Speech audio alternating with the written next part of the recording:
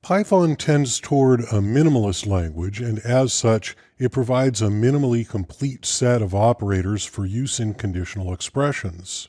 It has comparison operators for equal, not equal, less than, greater than, less than or equal, and greater than or equal. It has logical operators for and, or, and not. It has identity operator that tests if two objects are the same object. And so it has is and is not. And it has a membership operator, which is true if a variable is a member of a collection. So it has both in and not in for membership. These operators are commonly used in conditional expressions. You'll see many examples throughout the rest of this course. Beginning with version 2.5, Python includes a ternary conditional operator. It's important to note that this operator does not work in versions of Python previous to Python 2.5. Of course, we're in Python 3.6 here, and so we can demonstrate it. Here in Komodo, I've opened a working copy of ternary.py from chapter 4 of the exercise files. And this has a simple example of the ternary operator. So down here on line 5, we assign x to be this string, feed the bear now, if hungry. And we have this hungry variable above, which is set to the logical value true. So that's being tested here in this if clause. And there's an else that says, do not feed the bear. So if the bear is hungry, then the string will be feed the bear now, and if the bear is not hungry, then it will be do not feed the bear. So when I save and run this, it says feed the bear now. And if I set hungry to false, and remember 0 works fine for false, I save and run and it says do not feed the bear. Now it's important to note that all of this is required. If you're going to have the ternary conditional operator, you must have both if and else. You must have both clauses. Of course, if you want to, you can have else set it to none. And so when I save and run, it'll say none. But you must have an else clause. It does not work with just the if clause. The ternary conditional operator is used occasionally, but it can be very convenient in some circumstances. Python has a full set of arithmetic operators, and they're listed here: addition, subtraction, multiplication, division, integer division, remainder, exponent, and the unary, negative, and positive operators. Here in Komodo, I've opened a working copy of arithmetic.py from chapter 5 of the exercise files. And you see we have a couple of variables, and then we perform arithmetic on them and display the result. So first we have the addition operator, and when I save and run this, you see the result is 5.3 equals 8. And we have the subtraction operator, so 5 minus 3 when I save and run is 2. And the multiplication operator, my editor does weird things when I do that. I save and run, and the result is 15. And the division operator, when I save and run that, you notice that the result is no longer an integer, even though the two operands are integers. When I divide, I will always get a floating point. This is new behavior in Python 3. Python 2 does not work this way, so it's worth taking note of. If I want to get the integer division, then I use 2 slash marks for the operator, and when I save and run, I get a result of 1, which is 5 divided by 3 without the remainder. If I want the remainder, I use the percent sign, which will give me the remainder or the modulus. And when I save and run, you notice I get that remainder of 2. There's also unary operators for negating and leaving an operand positive. And so if I say z equals minus z, then I get a result here of minus 2. And if I say z equals plus z, then I get the 2 by itself. And even if the number was already a negative, when I say z equals plus z, it simply doesn't negate it. So that's just there for decoration. It doesn't really do anything to the operand. So these are the arithmetic operators in Python. We'll cover more operators in the rest of this chapter. These are Python's bitwise operators. There's AND, OR, XOR, shift left, and shift right. These operators operate on bits. They're not the logical operators used for the conditional constructs. These are bitwise operators that operate on numbers, and they operate on the individual bits in the numbers. We'll take a look now at how that works. Here in Komodo, I've opened a working copy of bitwise.py from chapter 5 of the exercise files, and I'm just going to go ahead and run this so you can see what it is that's going on before we talk about the individual operators. If you come down here, I have two variables, x and y, and these variables are initialized using hexadecimal literal numbers. And so the first one is 0a and the second one is 02. And then I'll operate on them using the operator. In this case, it's the AND operator. And then I print it out twice, once in hexadecimal and once in binary.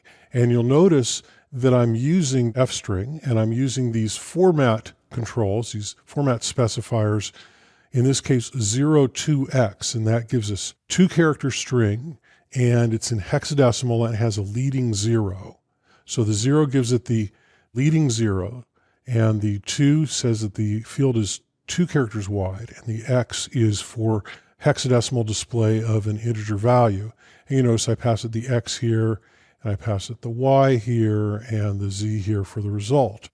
So I do the same thing in the second print call, also using an f string. Difference here is that now the field is 8 characters wide, still has a leading 0, and in this case it's a binary representation of the value.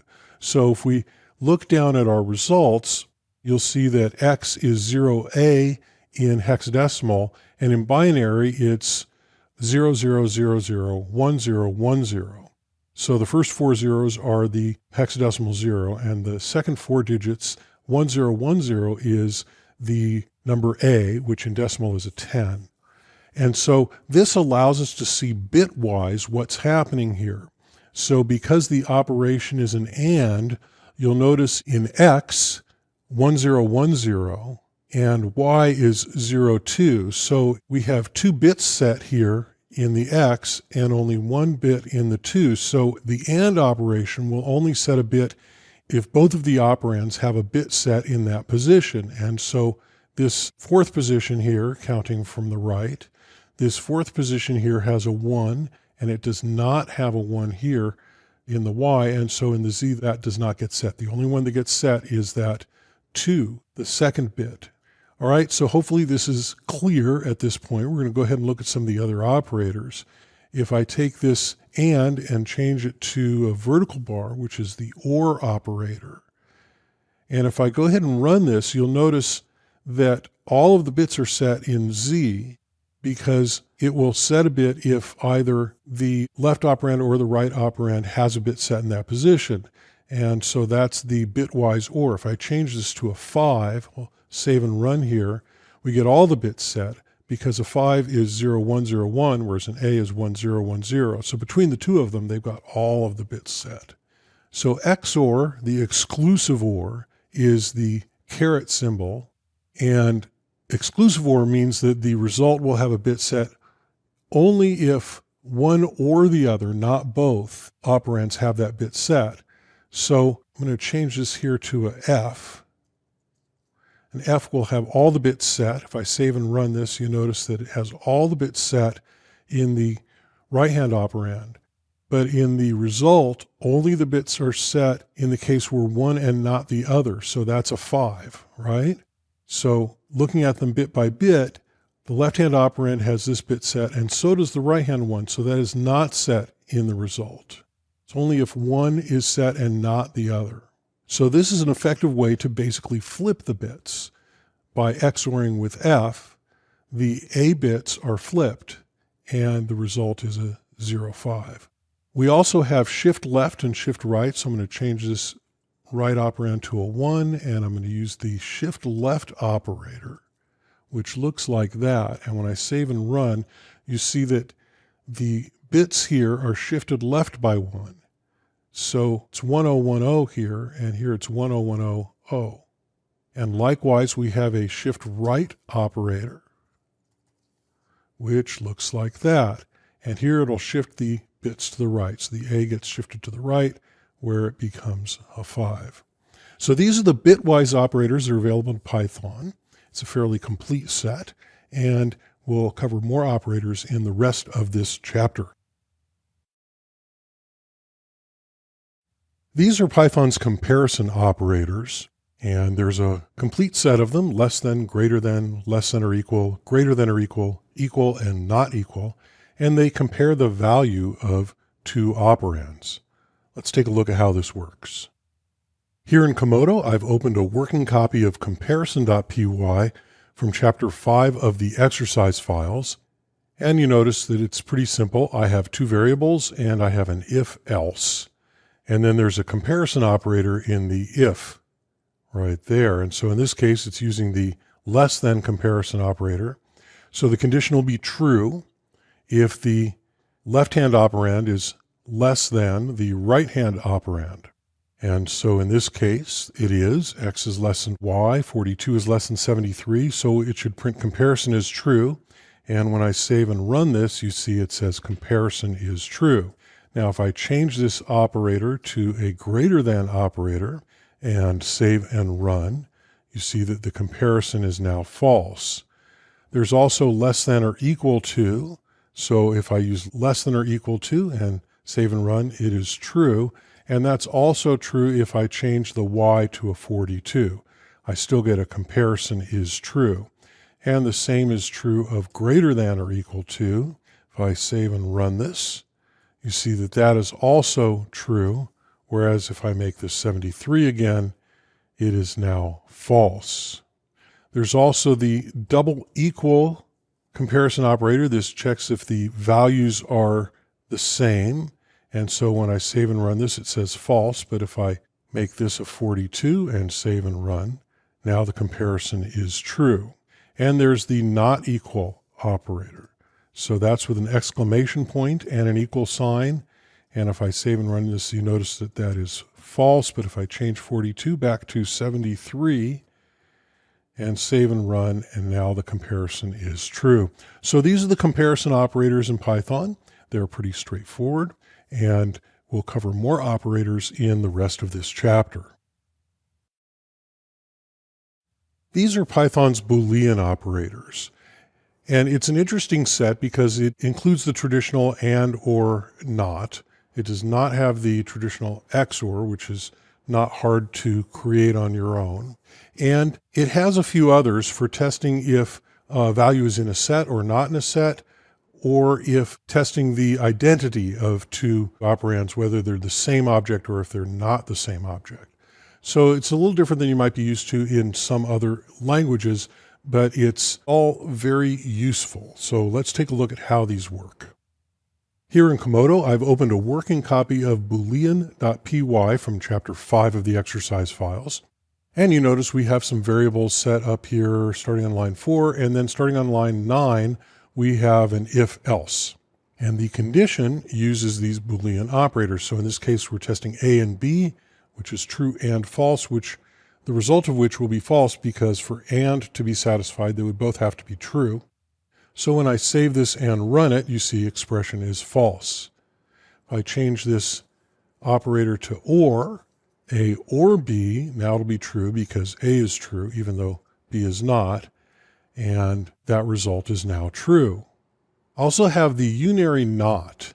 And so if I say if not B, because B is false, the expression is now true.